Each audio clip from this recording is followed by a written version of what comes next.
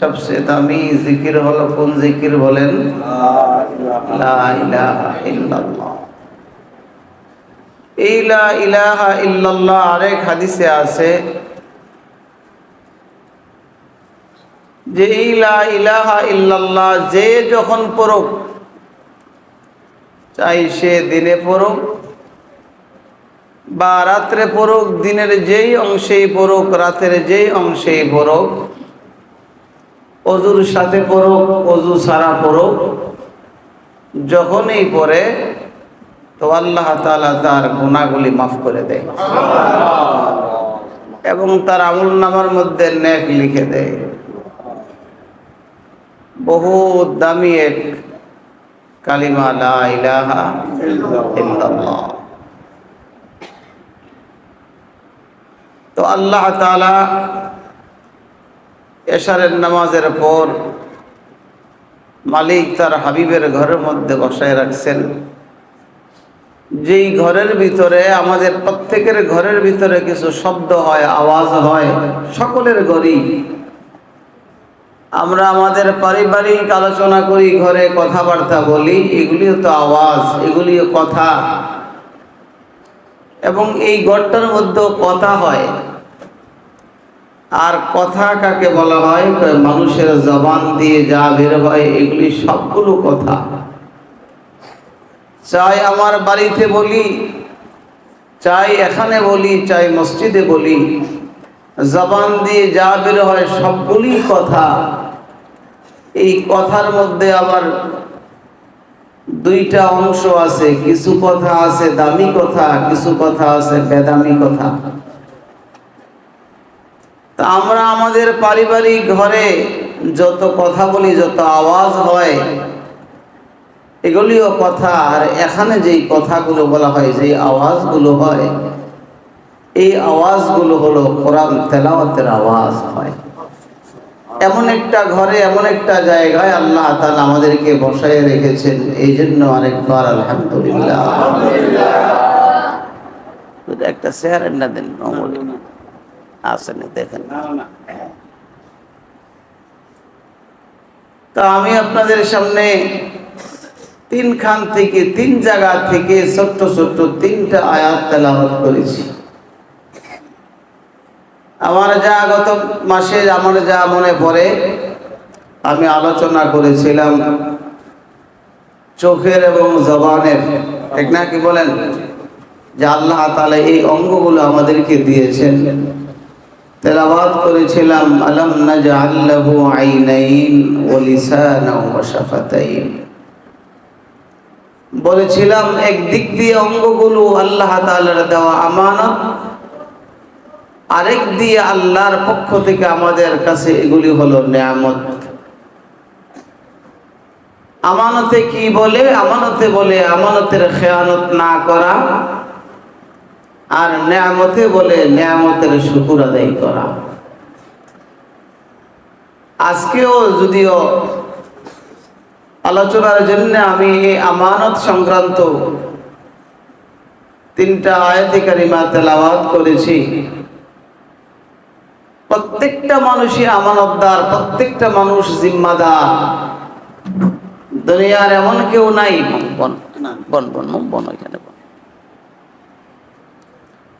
এমন কেউ নাই যে তার কাছে আল্লাহর দেওয়া আমানত নাই। আল্লাহ পাক রব্বুল আলামিন বলেন, ইন্নাল্লাহা ইয়া'মুরুকুম আন তু'আদ্দুল আমানাতি ইলা আহলিহা। যে আল্লাহ পাক রব্বুল আলামিন তোমাদেরকে আদেশ করেছেন, তোমাদেরকে হুকুম করেছেন, অর্ডার করেছেন যে তোমরা আমানতদারি আদায় করো। তোমার কাছে যে যা পাওনা, এই পাওনা দিয়ে দেওয়ার নাম হলো আমানত, আমানতদারি। কি বলেন? ঠিক না? আমরা তো স্বাভাবিকভাবে এটা বুঝি, সকলেই বুঝি যে আমার কাছে কোনো ব্যক্তি কিছু টাকা রাখলো, এই টাকাগুলি তার কাছে যথাযথ দিয়ে দেওয়া, বা কোনো আসবাব রাখলো, এগুলি তার কাছে যথাযথ দিয়ে দেওয়ার নাম মনে হয় আমানত। এটা তো আমানত, ঠিক আছে, বাকি শুধু এর মধ্যেই সীমাবদ্ধ নয়। আমানত অনেক কিছু আছে। রাসূল করিম সাল্লাল্লাহু আলাইহি ওয়াসাল্লাম এক হাদিসে বলেন, যে হাদিস তেলাওয়াত করেছি, লা ঈমান লিমান লা আমানাতা লাহু, যার কাছে আমানতদারি নাই তার ঈমান নাই। কে বলেছেন? নবী আলাইহিস সালাতু ওয়াস সালাম বলেছেন। আরেক হাদিসের মধ্যে নবীজি বলেন, আল মাজালিসু বিল আমানাত, মজলিসের মধ্যে বসে আমরা পরস্পর আলোচনা করি, কথাবার্তা বলি, নবীজি বলেন এই কথাগুলো তোমার কাছে আমানত। অনেক সময় বলে না যে ভাই আমি আপনার কাছে আমার দুঃখের কথাটা বলতেছি, আমাদের মধ্যে আমানতদারি নাই, তো সে চলে গেলে এটা আমরা অন্যর সাথে বলি। এমন কথা অনেক সময় আমরা বলি কিনা বলেন? আমানতের খেয়াল রাখা, এটার মধ্যে আমানতদারি আছে, যে আমি একের কথা অপরের কাছে না বলা, হক নষ্ট না করা। এবং আল্লাহ পাক রব্বুল আলামিন যে আয়াত প্রথমে তেলাওয়াত করেছে, আয়াতের দ্বিতীয় অংশে বলে, যারা সমাজ পরিচালনা করে, ওয়াইদা হাকামতুম বাইনান নাসি আন তাহকুমু বিল আদল, আমরা যারা সমাজ পরিচালনা করি, অনেক সময় দ্বন্দ্ব হয়, এলাকায় ঝগড়া ফাসাদ হয়, এগুলি মীমাংসার জন্য আমরা অনেক সময় যাই নাকি বলেন? আমরা যাই, যাদেরকে আল্লাহ তাআলা সমাজ পরিচালনা করার মতো দায়িত্ব দিয়েছেন। আল্লাহ তাআলা বলেন তুমি ইনসাফের ভিত্তিতে সমস্যার সমাধান করো। এটাও আমানত, ঠিক নাকি বলেন? এটাও আমানত। ইনসাফ নষ্ট হয়ে গেছে, শুধু মানুষের মধ্যে আমানত নয়, আমার ঘরে যে পশু আছে সেটাও আমার কাছে আমানত, আমার হায়াত আমার কাছে আমানত। কে বলেন? ঠিক না? হযরত ওমর রাদিয়াল্লাহু তাআলা আনহু বলেন, আমার শাসন আমলে আমি যদি শুনি ফোরাত নদীর কিনারে একটা কুকুর ক্ষুধার্ত অবস্থায় মারা গেছে, মদিনা কোথায়, ফোরাত নদী কোথায়, ইরাকের মধ্যে ফোরাত নদী কত দূরে, তিনি বলেন আমার কানে যদি এই আওয়াজটাও আসে যে আমার শাসন আমলে ফোরাত নদীর কিনারে একটা কুকুর অনাহারে ক্ষুধার্ত অবস্থায় মারা যাচ্ছে, তা আমি ভয় পাবো, আমি ভয় করব যে আল্লাহর আদালতে আমি আবার ধরা খেয়ে যাই। আল্লাহ আমাকে বলে, ওমর তোমার শাসন আমলে একটা কুকুর ক্ষুধার্ত অবস্থায় কেন মারা গেল, জবাব দাও। সুবহানাল্লাহ বলে, কত বড় আমানতদার তারা ছিলেন। হযরত ওমর রাদিয়াল্লাহু তাআলা আনহু রাতে স্বাভাবিকভাবে ঘুম যাইতেন না। ওনারা ওনাদের সময়টাকে বন্টন করে নিয়েছেন, নিজের উপর কত বড় জিম্মাদারি নিজে জরুরি করে নিয়েছেন। রাতের অন্ধকারে মদিনার গলিতে গলিতে ঘুরতেন, কে কোন অবস্থায় আছে তালাশ করতেন। সুবহানাল্লাহ ওয়া বিহামদিহি। তাদের পাহারাদার ছিল না। কত বড় বাদশা ছিলেন, অর্ধেক পৃথিবী যিনি শাসন করেছেন, কত বড় আল্লাহওয়ালা ছিলেন, কত বড় ব্যক্তি ছিলেন। এই সবগুলো কেন হয়েছে? একমাত্র কোরআনের বদৌলতে হয়েছে, ঠিক নাকি বলেন? যেই দেশে কোরআন নাজিল হয়েছে, দুনিয়ার সমস্ত দেশ থেকে ওই দেশটা দামি। যেই শহরে কোরআন নাজিল হয়েছে, দুনিয়ার সমস্ত শহর থেকে ওই শহর দামি। যেই জায়গায় কোরআন নাজিল হয়েছে, দুনিয়ার সমস্ত জায়গা থেকে ওই জায়গা দামি। যেই ব্যক্তি কোরআন নিয়ে আসছে, সমস্ত ফেরেশতা থেকে ওই ফেরেশতা দামি। যেই ব্যক্তির কাছে কোরআন নাজিল হয়েছে, সমস্ত মখলুকাতের মধ্য থেকে ওই ব্যক্তি সবচেয়ে বেশি দামি। যাদের উপর কোরআন নাজিল করা হয়েছে, যেই উম্মতকে কোরআন দেওয়া হয়েছে, দুনিয়ার শুরু উম্মত থেকে ধরে ওই উম্মত পর্যন্ত, কিয়ামত পর্যন্ত যত উম্মত আসবে, কোরআন ওয়ালা উম্মত সবচেয়ে বেশি দামি। যেই জবানে কোরআন তেলাওয়াত করে, এই কোরআন, এই জবান সবচেয়ে দামি। যেই জবান যেই চক্ষুর দ্বারাতে কোরআন দেখা হয় সেই চক্ষু দামি, যেই কানের দ্বারাতে কোরআনের তেলাওয়াতের আওয়াজ শোনা হয় এই কান দামি, যেই হাতে কোরআন ধরা হয় এই হাত সবচেয়ে বেশি দামি। যারা কোরআন তেলাওয়াত করে তারাও দামি, যারা শোনে তারাও দামি। সুবহানাল্লাহ বলে। হযরত ওমর রাদিয়াল্লাহু তাআলা আনহু গভীর রাত্রে মদিনার রাস্তা দিয়ে হাঁটতেছে বহু দূর যাওয়ার পর কানের মধ্যে একসাথে একাধিক বাচ্চার কান্নার আওয়াজ ওনার কানে আসছে। উনি এদিক তাকায় ওদিক তাকায়, কান্নার আওয়াজ একসাথে আসতেছে কোন জায়গা থেকে। এদিক ওদিক তাকায়া দেখে পাহাড়ের চূড়া একটু আগুন দেখা যায়, আলো দেখা যায়, মনে হচ্ছে কান্নার আওয়াজটা ওইখান থেকে আসতেছে। দেখেন আমানতদারি, কত বড় আমানতদারি। আর আমাদের সমাজ, আমাদের দেশ কোথায় চলে গেছে। আমি শুধু এটাই মনে করি যে আমি দুনিয়াতে বেঁচে থাকি, আমার দল দুনিয়াতে বেঁচে থাকুক, আর সব শেষ হয়ে যাক, আমার কোনো আপত্তি নাই। অথচ রাসূল করিম সাল্লাল্লাহু আলাইহি ওয়াসাল্লাম এক হাদিসে বলেন, লা তাজালু কদামা ইবনে আদম হাত্তা ইউসআলা আন খামসিন আন উমরিহি ফীমা আফনা। নবীজি বলেন কিয়ামতের মাঠে আল্লাহ পাক রব্বুল আলামিন আমাদেরকে বলবেন, দাঁড়াও, পা রাখো। কিয়ামতের মাঠে পা রাখার জন্য সকলের জন্য জায়গা বরাদ্দ হবে কি পরিমাণ? যার পা রাখতে জায়গা লাগে যেই পরিমাণ, এর বেশি না। যে পরিমাণে পা ফালাইতে জায়গা লাগে প্রত্যেকের জন্য এই পরিমাণে জায়গা বরাদ্দ, এর বেশি নয়। নবীজি বলেন দাঁড়াইবার জন্য যে জায়গা দিবেন, আল্লাহ রাসূল বলেন আর পা নাড়াইতে দেওয়া হবে না। দাঁড়াও। আন উমরিহি ফীমা আফনা, গোটা জিন্দেগির হিসাব দাও, হিসাব দিয়ে যাও। হিসাব তো দিতে পারবা না, তো জাহান্নাম অপেক্ষা করতেছে। আল্লাহ তাআলা ফেরেশতাদেরকে বলবে, ওজিআ ইয়াউমাইযিন বিজাহান্নাম, জাহান্নামকে টেনে কাছে নিয়ে আসো। আয়াতের ব্যাখ্যায় তাফসীরে কিতাবের মধ্যে লিখেছেন, জাহান্নামটা ৭০,০০০ শিকল দিয়ে বাঁধা থাকবে।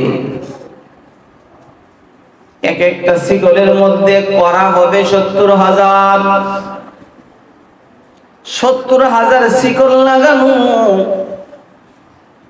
প্রত্যেকটা শিকলের মধ্যে ৭০,০০০ করা হবে। এক একটা করার মধ্যে ৭০,০০০ ফেরেশতা মজবুত করে ধরা রাখবে। আবার জাহান্নাম ছুটে এই গোটা ময়দান হাসরের লোকগুলোকে জাহান্নাম গ্রাস করে ফেলে। জাহান্নাম ছুটে যাওয়ার চেষ্টা করবে এই মজবুত ফেরেশতাদের হাত থেকেও। অর্থাৎ জাহান্নাম ক্ষুধার্ত, খানা দেখছে। যখন আমরা গরুর জন্য খাবার নেই, তো গরু যখন তার জায়গার মধ্যে থাকে তো রশি টানতে থাকে যে তার খাবার নিয়ে আসছে মালিক, ছুটার জন্য চেষ্টা করে। ঠিক তেমনি ভাবে জাহান্নাম ছুটার জন্য চেষ্টা করবে যে তার খাদ্য তার সামনে চলে আসছে।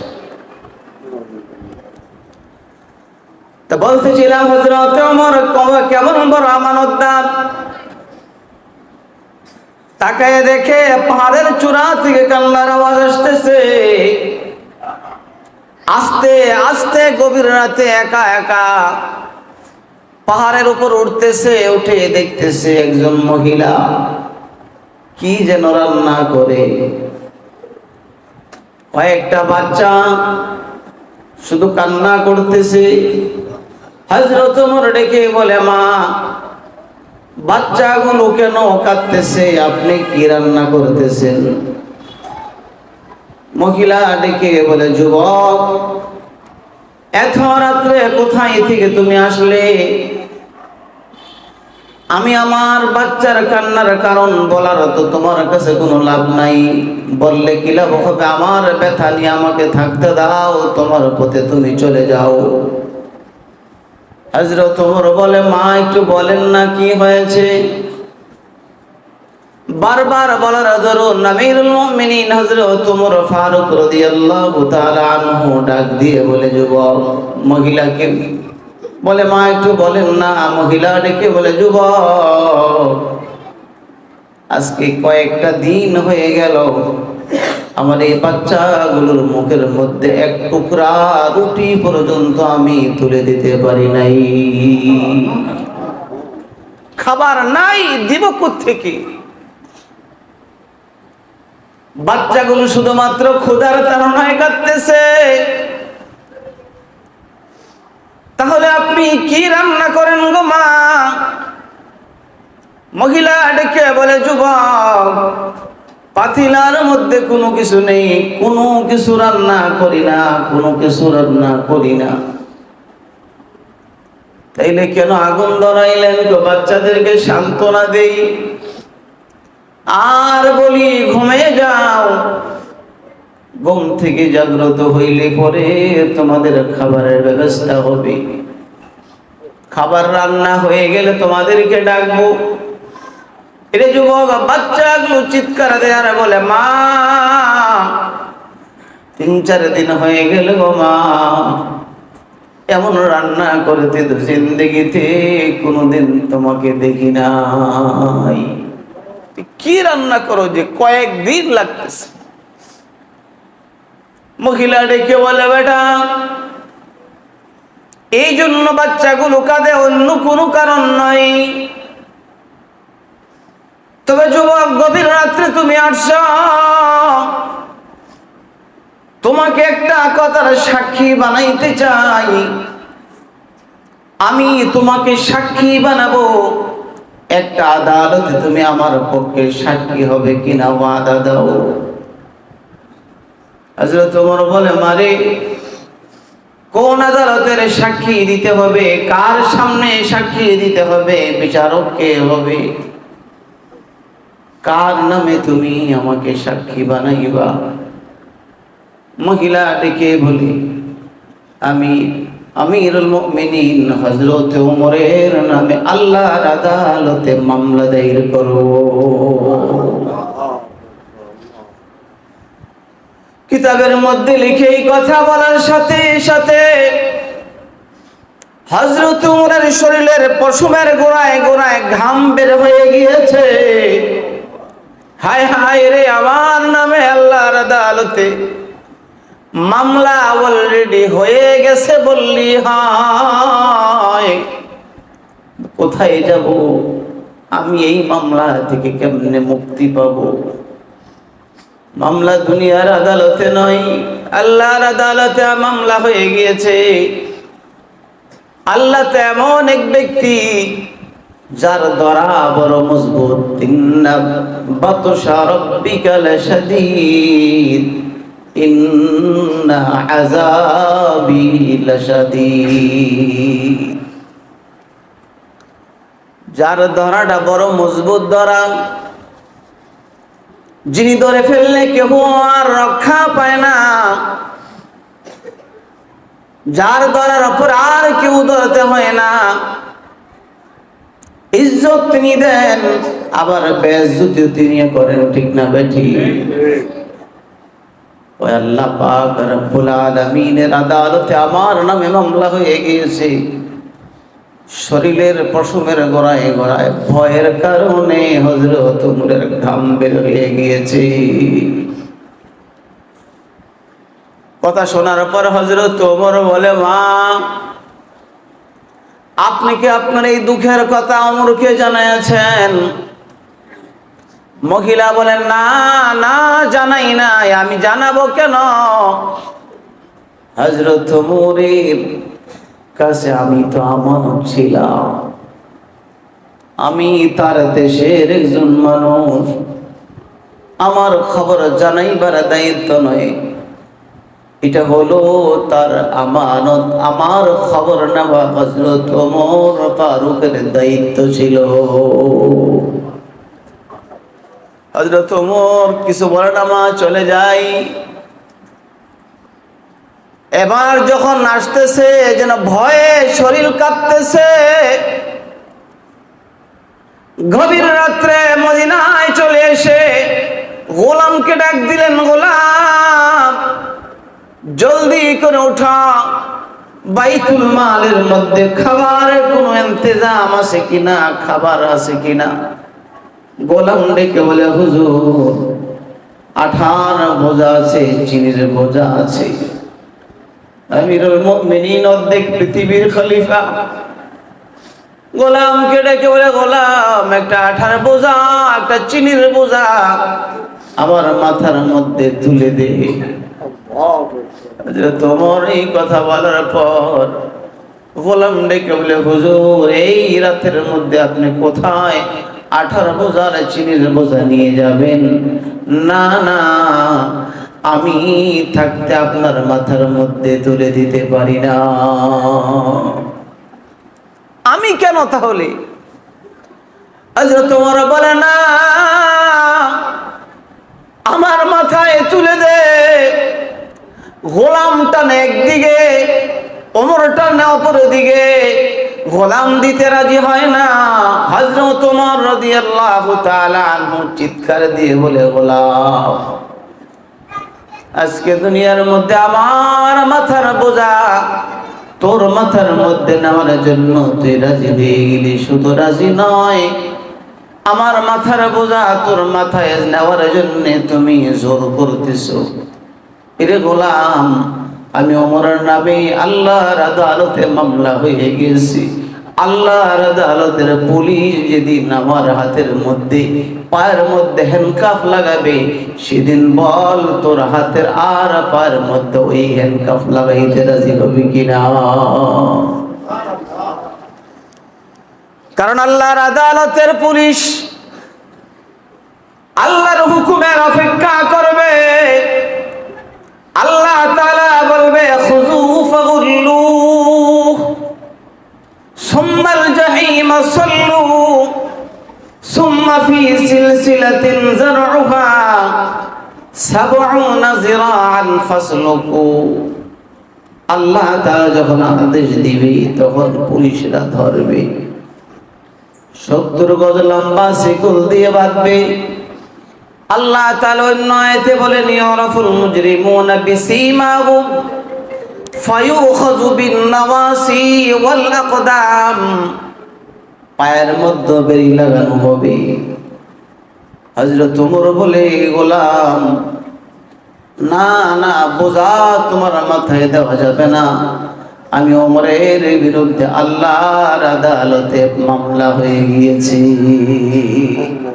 কারণ হলো আমি আমার আমানতদারি রক্ষা করতে পারি না। আমার আমানতের খেয়ানত হয়ে গিয়েছে। হযরত ওমর 18 বোঝা চিনির বোঝা নিয়ে আবার ওই পাহাড়ের চূড়ার মধ্যে উঠে গিয়েছে। যারা আরবে গিয়েছেন নিশ্চয়ই দেখার কথা, কত বিশাল বড় বড় পাহাড়, পাথরের পাহাড় ওই দেশের মধ্যে। হযরত ওমর ওই চূড়ার মধ্যে উঠলেন, মহিলার কাছে যায় বলে, মা 18 বোঝা চিনির বোঝা নিয়ে আসছি গো মা, নেন নেন এই আঠা দিয়ে রুটি তৈরি করেন। আমি আপনার রুটি তৈরি করার জন্য সহযোগিতা করেছি গো মা, আমি আপনাকে সাহায্য করি। হযরত ওমর হেল্পার, মহিলা রুটি তৈরি করলেন, বাচ্চাদেরকে রুটি খাওয়াইলেন। বাচ্চাদের চেহারার মধ্যে আনন্দের হাসি দেখে হযরত ওমর রাদিয়াল্লাহু তাআলা আনহু বলে, মারে এ মা চলে গেলাম গো মা, বিদায় নিলাম, চলে যাই। মহিলা ডাক দিয়ে বলে, যুবক একটু দাঁড়াও। মা বলেন, কি বলবেন? মহিলা ডেকে বলে, যুবক একটু পরিচয় দাও, বাড়ি কোথায়, ঘর কোথায়, কি নাম তোমার, একটু পরিচয় দাও, আমি যেন অন্তত তোমার জন্য একটু দোয়া করতে পারি। তোমার পরিচয় দেয় না, মা চলে যায়। মহিলা ডেকে বলে, যুবক এই দেশের মুসলমানের আমানত যদি হযরত উমরের কাছে না দি, আল্লাহ তাআলা তোমার মতো একজন যুবকের কাছে এই দেশের এই গোটা অর্ধেক পৃথিবীর মুসলমানের আমানতটা তোমার কাছে দিয়ে দিতেন, কতই না ভালো হইত। আল্লাহ তাআলা তো যথাযথ দায়িত্ব দিয়েছেন, ঠিক না বেটি? হযরত ওমর রাদিয়াল্লাহু তাআলা আনহু পরিচয় তখনও দেন না। মা চলে যাই, চলে আসলেন মসজিদে নববীর মধ্যে। ফজরের আজান হয়ে গেল, নামাজ হয়ে গেল। হযরত ওমর এসে নামাজের ইমামতি করলেন। নামাজের পর গোলামকে ডেকে বলে, গোলাম যাও যাও, এই পথে যাও, যে দেখবে এমন জায়গায় একটা পাহাড় আছে, পাহাড়ের চূড়ার মধ্যে একটা মহিলা আছে, মহিলাকে যায় বলবা আমিরুল মুমিনিন হযরত ওমর রাদিয়াল্লাহু তাআলা আনহু আপনাকে যাওয়ার জন্য আদেশ করেছে। সুবহানাল্লাহ, আমিরুল মুমিনিন আপনাকে ডাকছে, চলেন। গোলাম মহিলাকে দিয়ে সংবাদ দেওয়ার সাথে সাথে এবার মহিলার দুই পা একসাথে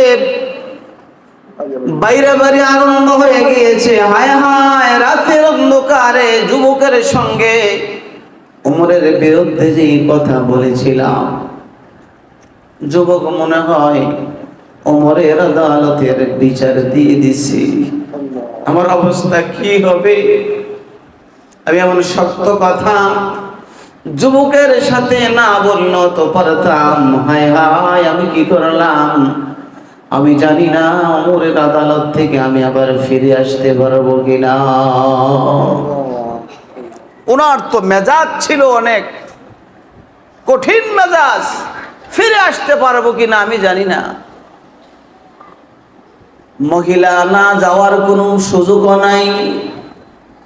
আস্তে আস্তে চলতেছে, যেন পা সামনে বাড়ে না, তথাপি যাইতে হবে, যেতেই হবে। মসজিদে নববীর কাছে যা দরজার দিকটা তাকাইয়া দেখে মাথার মধ্যে পাগড়ি দেখা যায়। মসজিদের মেহরাবের মধ্যে ওই রাতের লোকটা বসা। মহিলা গোলামকে ডেকে বলে, ও যুবক, ওই যে লোকটা যিনি নসিহত করেন, যিনি বয়ান করেন, তিনি কে? তার পরিচয় কি? গোলাম ডেকে বলেন, নারী ইনি তো তিনি যার আঙ্গুলের ইশারায় অর্ধেক পৃথিবী পরিচালিত হয়, তিনি তো আমিরুল মুমিনিন হযরত ওমর রাদিয়াল্লাহু তাআলা আনহু। নীল নদীর কাছে পত্র লিখলেন। নদীর মধ্যে প্রতি বৎসর সুন্দরী রূপসী কুমারীকে ছেড়ে দিতে হইতো, আর না হয় নীল নদীর মধ্যে পানি থাকতো না, শুকিয়ে যেত। তোমার কাছে সংবাদ গেলে ওমর বলে, কাগজ আর কলম দাও। সাহাবায়ে কেরাম বলেন, কাগজ কলম দিলে কি হবে? কাগজ কলম হাতের মধ্যে নিলে চিঠি লিখে নীল নদীর কাছে কন্যা। সুবহানাল্লাহ, দুনিয়ার কোন মানুষের কাছে নয়, জিন জাতির কাছে নয়, দরিয়াকে লক্ষ্য করে, সাগরকে লক্ষ্য করে পত্র লিখলেন, নীল নদী, আল্লাহ তাআলার হুকুমে যদি প্রবাহিত হও তাহলে দরকার, যদি শয়তানের কথায় প্রবাহিত হোস, তোর মতো নদীর পানির কোনো আল্লাহ তাআলার বান্দা বান্দির কোনো প্রয়োজন নাই। চিঠি ফাটাই দিলাম। চিঠি পাওয়ার সাথে সাথে যেন পানি এসে যায়, সাবধান করে দেই, কন্যা আল্লাহু আকবার। আল্লাহর নবীর সাহাবী দিয়ে চিঠি পাঠাইলেন, চিঠি ওইখানে রাখলেন। সাহাবী এসে বলে, আমিরুল মুমিনিন, পত্র রেখে উপরের দিকে ওঠার জন্য দৌড়াইতেছি, চেষ্টা করতেছি, কিন্তু কিনারে ওঠার আগে আগেই আমার শরীরটা একেবারে ভিজে গিয়েছে। পানি ছিল না, এমন অবস্থা যে আমি দৌড়াইয়া কুলাই না, পারে ওঠার আগে আগে শরীর ভিজে গেছে। এত দ্রুত পানি নদীর সাগরের মধ্যে আসা শুরু হয়ে গেছে। কিয়ামতের আগ পর্যন্ত 1 ইঞ্চি পানিও কমবে না, কন্যা আল্লাহু আকবার। 1 ইঞ্চি পানি কমবে না। তিনি হলেন আমিরুল মুমিনিন হযরত ওমর রাদিয়াল্লাহু তাআলা আনহু। মদিনায় ভূমিকম্প শুরু হয়েছে, মদিনা কাঁপতেছে, ভূমিকম্প। হযরত ওমর ডান হাতের দ্বারা মদিনার জমিনের মধ্যে 2টা থাপ্পড় মেরেছে, আর ডেকে বলে, মদিনার জমিন রে, সাবধান করে দিলাম, সাবধান হয়ে যা, সাবধান হয়ে যা। এই জমিনের মধ্যে মুহাম্মদুর রাসূলুল্লাহ সাল্লাল্লাহু আলাইহি ওয়াসাল্লাম শোয়া আছে, সাবধান করে দিলাম। আর যেন কোনদিন মদিনার জমিনের মধ্যে ভূমিকম্প না হয়। কিয়ামতের আগ পর্যন্ত, ইসরাফিল সিংহায় ফু দেওয়ার আগ পর্যন্ত মদিনার জমিনের মধ্যে আর ভূমিকম্প হতে পারবে না। তিনি হলেন হযরত ওমর রাদিয়াল্লাহু তাআলা আনহু, যিনি কালিমা পড়ার পর সাথে সাথে নবীজিকে ডেকে বলে, পয়গম্বর, যে আল্লাহর উপর ঈমান এনেছি, আল্লাহ সত্য কিনা? হ্যাঁ, আল্লাহ সত্য। আপনি পয়গম্বর, সত্য কিনা? হ্যাঁ সত্য। কোরআন সত্য কিনা? হ্যাঁ সত্য। তাহলে সত্য আল্লাহর কালিমা, আল্লাহর সত্য জমিনের মধ্যে উচ্চ কণ্ঠে তেলাওয়াত করব, আর ভয় থাকতে পারে না।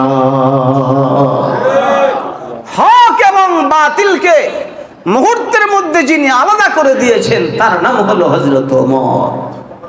চো আমর শাই দায়ে আমাশুকে শুদ, হক ওয়া বাতিল রাচুদিন ফারুকে শুদ, হক ওয়া বাতিল রাচুদিন ফারুকে শুদ। হযরত ওমর মহিলা এসে দেখে যে এই যে পাগড়ি বান্দা এই লোকটা, যে হ্যাঁ তিনিই তো আমিরুল মুমিনিন। এবার মহিলা আর সামনে কদম দিতে পারতেছে না।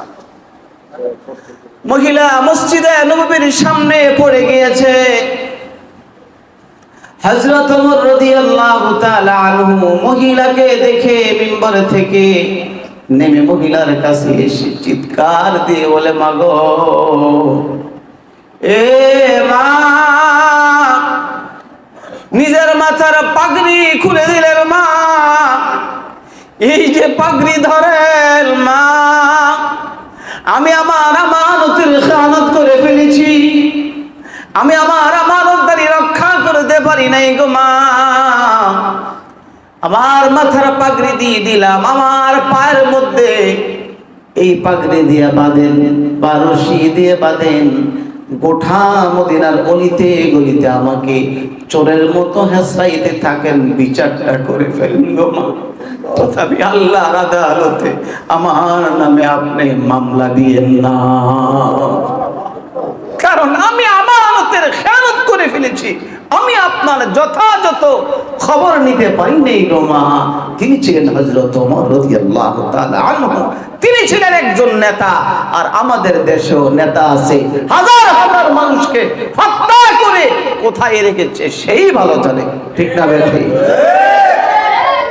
আল্লাহর আদালতে জবাব কি হবে? তাহাজ্জুদ পড়ো, তাহাজ্জুদ পড়ো, আর কোরআন তেলাওয়াত করো। কোরআন তেলাওয়াত আরবের কাফেররাও পারছে, তাদের ভাষাই ছিল আরবি, তাহাজ্জুদ কে পড়বে যার আমানতদারি ঠিক আছে? কারণ রাসূল বলেছেন লা ঈমান লিমান লা আমানাতা লাহু। তোমার ঈমানই নাই, তোমার তাহাজ্জুদে কি হবে আর কোরআন তেলাওয়াতে কি হবে? ঠিক না বেঠিক? আমানতদারি বড় এক জিম্মাদারি।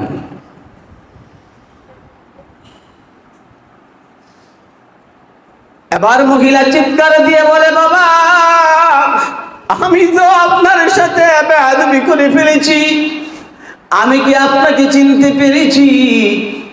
আমি তো বুঝতে পারি নাই আপনি যে আমিরুল মুমিনিন হবেন, আমি তো জানি না। হযরত ওমর কাঁদে একদিকে, মহিলা কাঁদে একদিকে।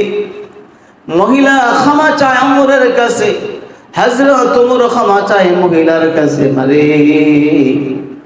আমানতের খেয়ানত হয়ে গেছি, এই জন্য আপনার কাছে আমি ক্ষমা চাই।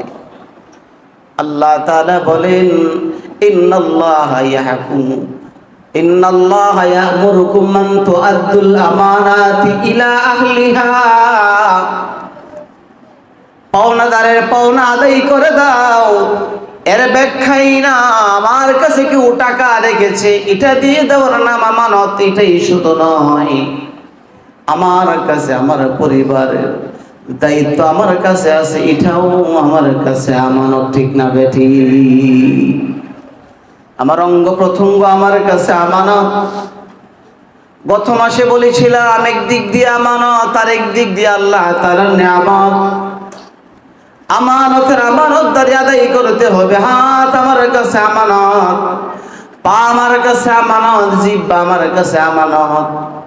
আমি এগুলি আমার বলতে পারবো না, কারণ এই হাত বা অঙ্গ প্রত্যঙ্গ আল্লাহর আদালতে আমি যদি আমানতের যথাযথ হক আদায় না করি, আমার অঙ্গ প্রত্যঙ্গ আল্লাহর আদালতে আমার বিরুদ্ধে মামলা দায়ের করবে। ঠিক না বেটি?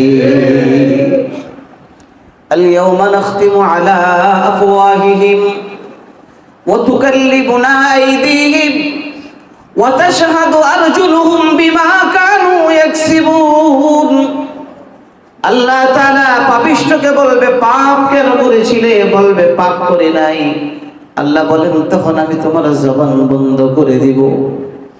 হাত আমার সাথে কথা বলবে, পা কথা বলবে। আল্লাহ তাআলা ওই আয়াতে বলেন ইয়াউমা তাশহাদু আলাইহিম আলসিনাতুহুম ওয়া আইদিহিম ওয়া আরজুলুহুম। তোমার হাত পা অঙ্গ প্রত্যঙ্গ এমনকি তোমার শরীরের চামড়া পর্যন্ত আমি আল্লাহ তাআলা আল্লাহ পাক রব্বুল আলামিনের কাছে সব সাক্ষী দিয়ে দিবে।